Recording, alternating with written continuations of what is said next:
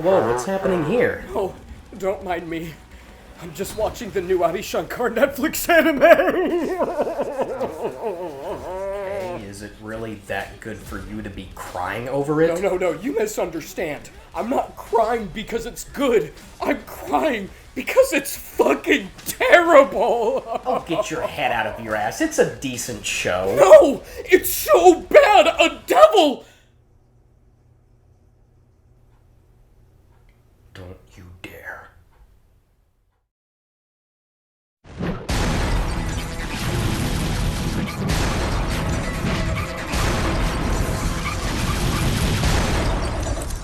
Let's rock, baby.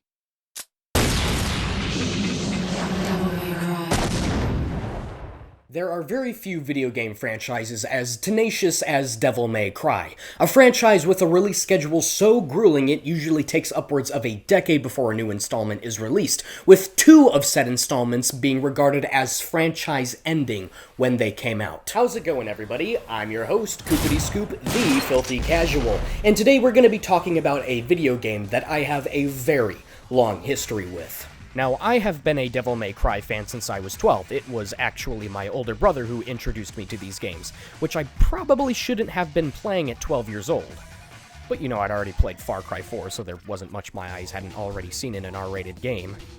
Now that I think about it, there were a lot of games I shouldn't have been playing. And which DMC game did he start me off with? That's right, the one we will be reviewing today.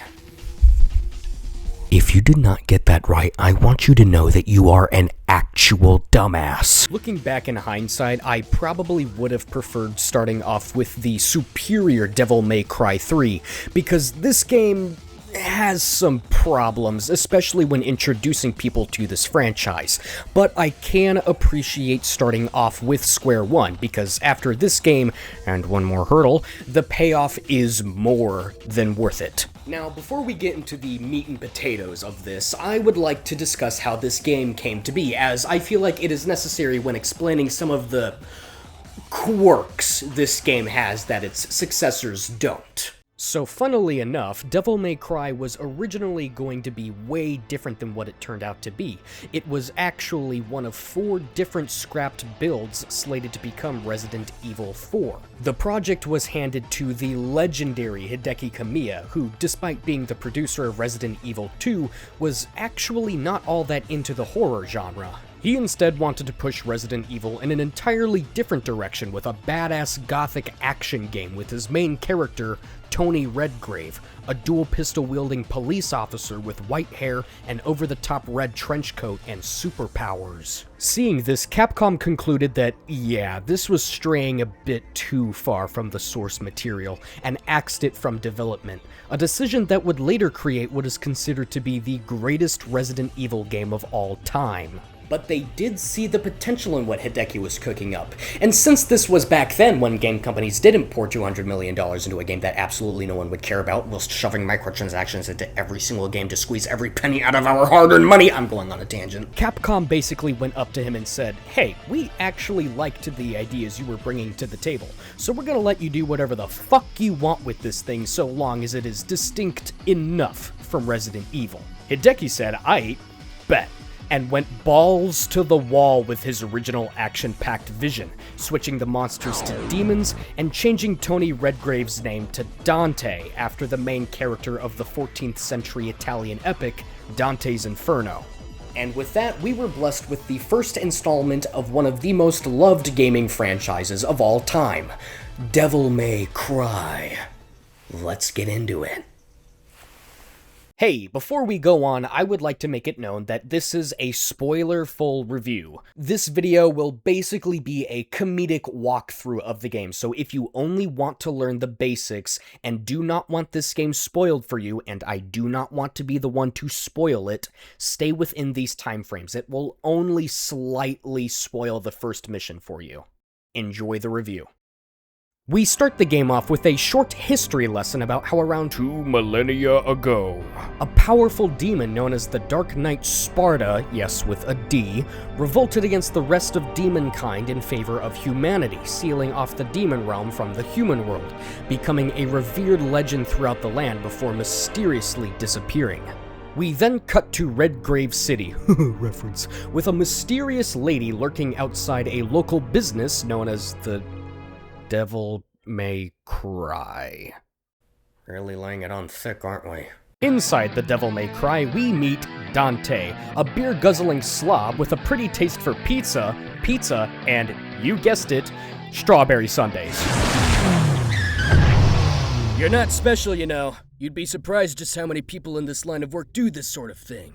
Hell, some goons wrecked my entire shop even before I opened the damn thing. So, you must be the murder hobo that'll take any dirty job, am I right? Yeah, sure, whatever. So I'm kinda broke and this place doesn't have insurance, so I'm gonna need you to pay for that door you broke. You're the man who lost a mother and a brother to evil 20 years ago.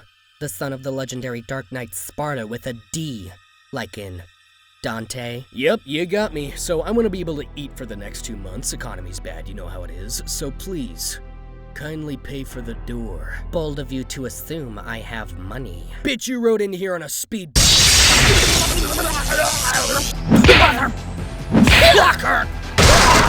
Oh, shit. Are you really the son of the legendary Dark Knight Sparta? Didn't your dad ever care to potty train you?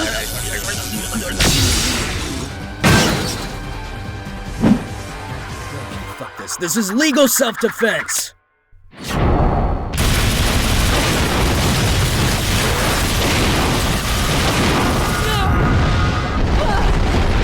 What the hell is wrong with you? This is leather. I'm never gonna get these stains out. You.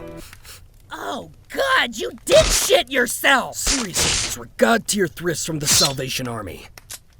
I empathize with your struggle, and I'm not your enemy. My name is Trish, and I've come to seek your help in saving the world. Bitch, if saving the world doesn't pay my bills, then I'm not... Mommy? Seriously, go change your fucking pants. Your new companion Trish then explains how 20 years ago, Mundus, the emperor of the demon world, was resurrected after being sealed away by Sparta, and was seeking to take over the human world once again by opening the gate between worlds on Malay Island. You two make your way there before Trish tells you to go into the castle before going off on her own way. And you're off. Get used to the fixed camera because this is how it's going to be all game. Making your way up the cliffside before, ooh, shiny. Pick this up because you are going to need this. Before making your way into the castle, leading you to the first mission of the game.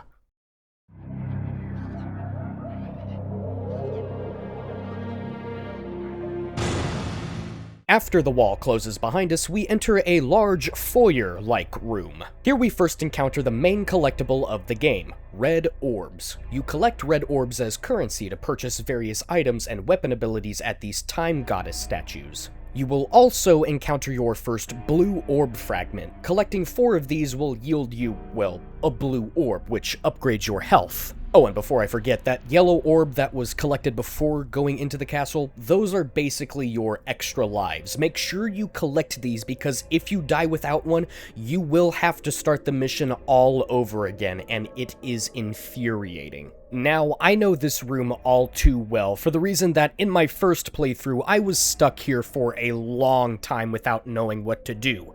This was on me because I was an illiterate dumbass and didn't try to read anything. Yeah, it took me almost an hour before I figured out that all I had to do was go up to the red barrier, yes, the one that tries to attack you, and unlock it after collecting 45 red orbs. Now, some of you might be saying, that sounds like a Resident Evil thing, and you would be right. Because Devil May Cry was originally going to be Resident Evil 4, there are some leftover game mechanics reminiscent of Resident Evil, especially within the older Devil May Cry games, which would gradually fade out over time, like the fixed camera, for example. So in this game especially, there are some instances where you will have to read and puzzle solve, even though there is a lot less of it than a typical Resident Evil game. Anyway, What the? Anyway, after we break the seal, we enter a few more rooms and go up some staircases before encountering this mannequin-looking thing that's totally not going to attack us when we take this item from its hand, Indiana Jones style, right? Right? Okay, I guess not.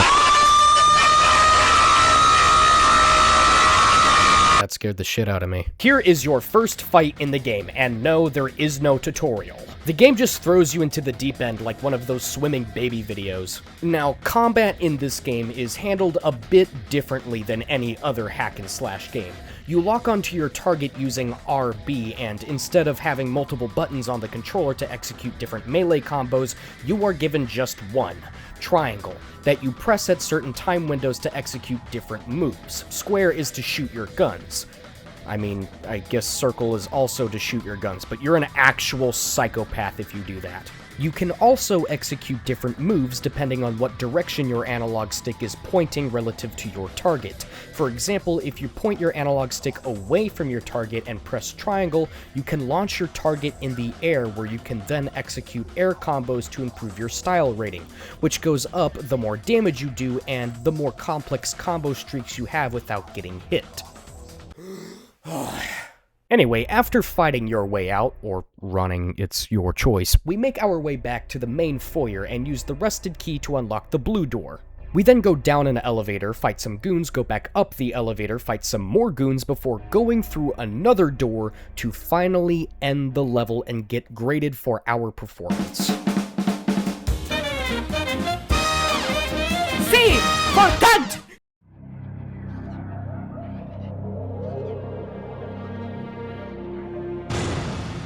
Starting the second level, we are immediately greeted by the Goon Squad. You kill the Goon Squad and, oh, more Gooners. Anyway, now that you've... What the fuck? More of them? What is this, a Discord hangout? Okay, now that you've defeated all the Gooners, you can... Okay, after killing all of them, It is I, Alistair, the legally distinct sword demon, and I'm going to take over your body through the art of edgy musical numbers. For the love of my eardrums, please don't. I want to...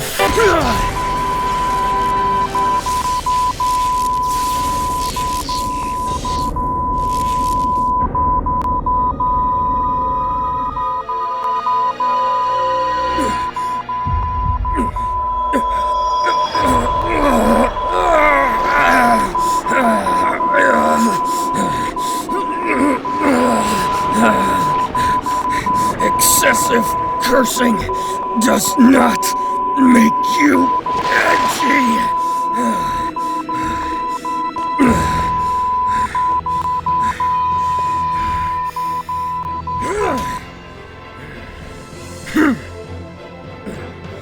There's only room for one edgelord in this game. And it's me!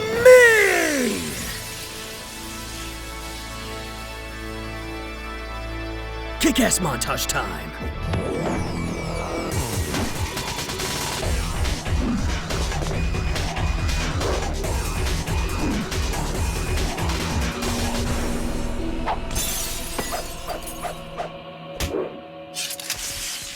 After that long and painful musical number, you get Alistair, your first proper devil arm in the game. It functions basically the same as your starting sword, the Force Edge, but is better in every way. It has better damage, you can actually upgrade it to acquire new moves, and you unlock one of the coolest mechanics in the game.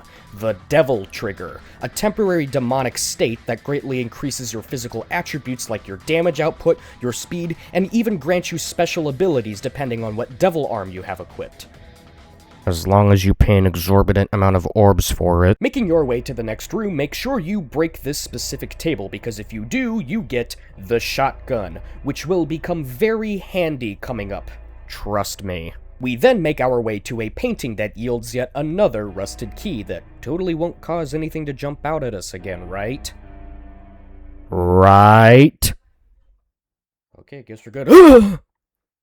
Okay, guess we're good. After going back down the hallway, we use the key to unlock a door leading to the courtyard. Hello, princess.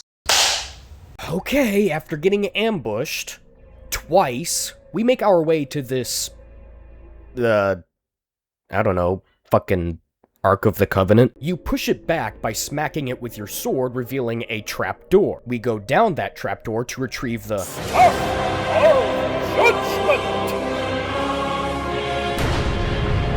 before trotting your happy ass all the way back to God damn it!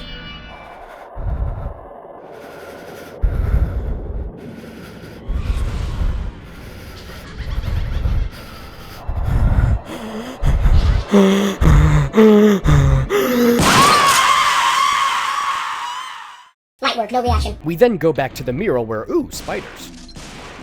This isn't foreshadowing at all, where you got Alistair to place the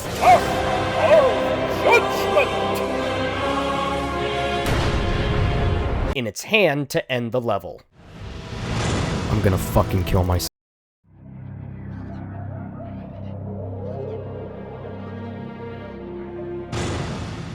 We now enter the third mission where we...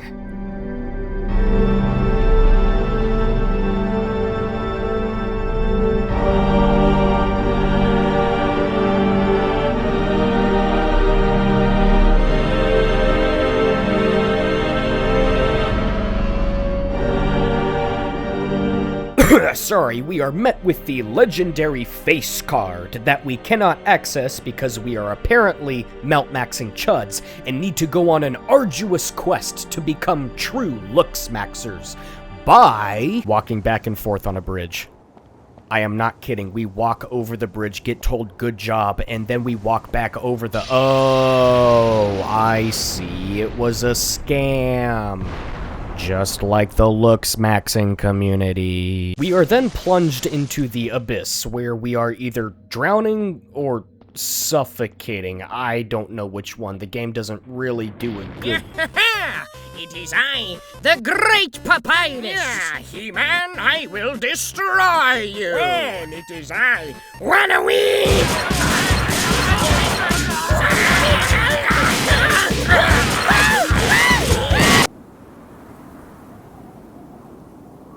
Okay. We then return to the cathedral to collect our rightful face card, having completed our arduous quest. God damn it.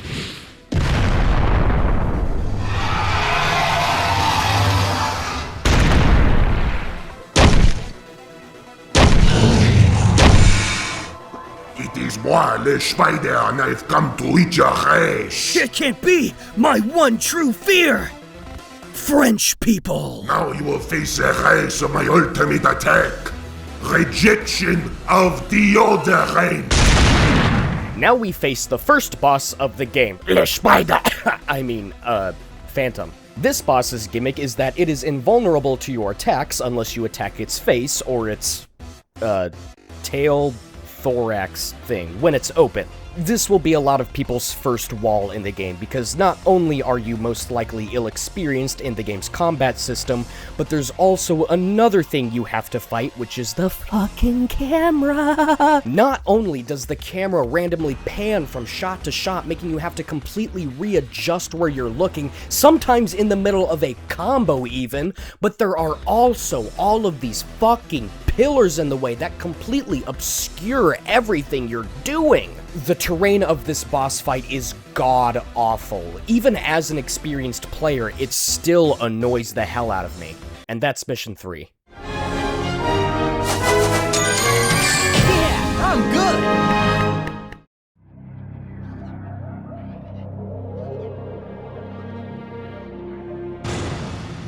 Now on to mission 4. I want to quickly touch upon how...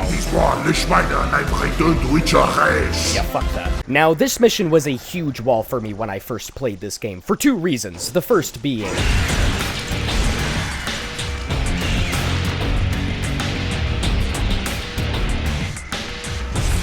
I see your cock is as big as mine. Here we have to fight Shadow the Saber-Toothed Pussy. There are a couple of gimmicks to this mini-boss. 1, you can't normally hit it with your sword, and 2, it is aggressive as hell. You will spend more of your time running away from this thing than actually fighting it. Also, that cheap-ass move it does at the beginning really pisses me off. The strategy for this fight is the reason why I said your shotgun would come in handy later. You shoot it with your shotgun until its core is exposed, then you hit it with your sword. Repeat this process ad nauseum until it either explodes or explodes you.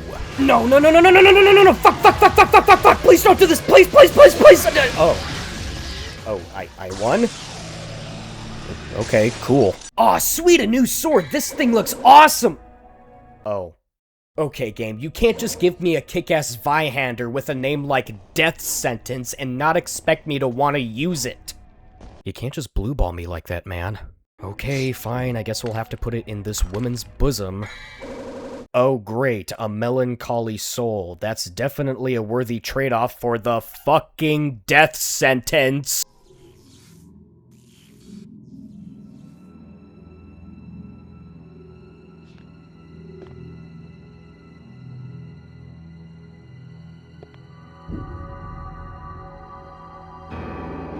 Oompa loompa dippity dife, I will end your fucking life. Oompa loompa dippity door, This game's better than God of War. Whoa, whoa, whoa there, Paisano. We don't want to be ruffling too many feathers now. Also, you can't make that joke. Are you kidding me? I am the Nilo Angelo. I am the original Oompa Loompa. What do you mean I can't make that joke? Yeah, it's already been done by a far funnier creator, so you're actually very unoriginal. Okay, you are already pissing me off, so I'm going to make you bite the curb outside. Come and face me if you're a true alpha Chad like me. Okay then.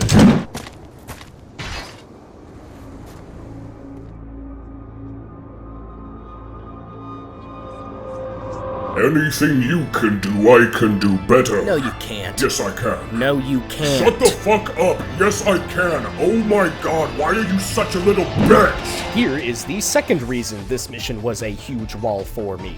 The second boss of the game, Nilo Angelo. Before we go on though, can we just...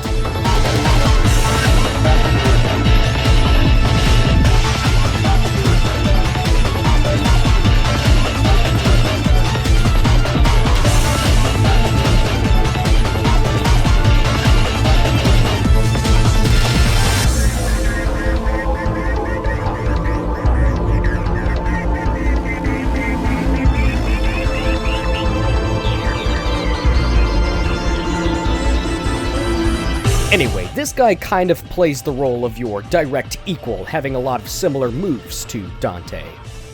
For no particular reason at all. He's a fair bit more challenging too than La Spider and the ultimate life form. You can only get through his defenses by attacking him from behind, hitting him in specific attack windows, or you can break his guard if you do enough damage in your Devil Trigger form.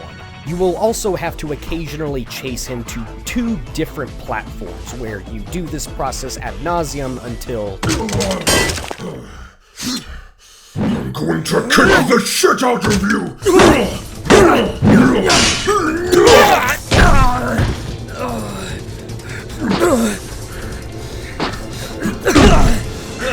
You see now? I am better.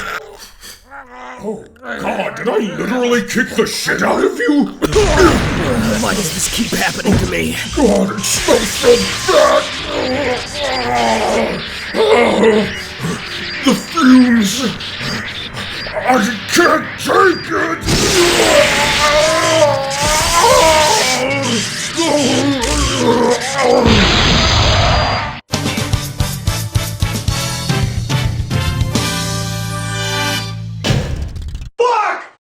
Hey guys, thanks for watching my very first game review. I worked very hard on it, so I really hope you enjoyed it. More to come soon, so stay tuned.